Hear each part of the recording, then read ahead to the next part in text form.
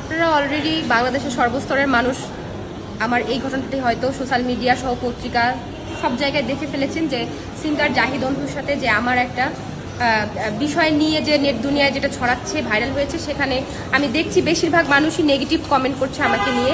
তারা বলছে যে আমি কেন গিয়েছি, আমি কেন তার সাথে শুয়ে পড়েছি, এইসব নানা খারাপ কমেন্ট তারা লিখছে।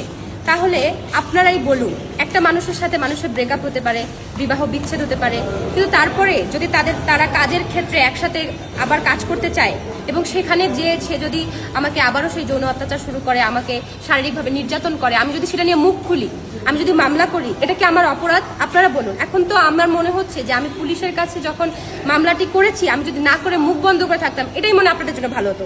আপনারা যেভাবে এখন কাহিনী সাজাচ্ছেন যে এখানে আমি নাকি দোষী, অথচ আমি এটার শিকার হয়েছি।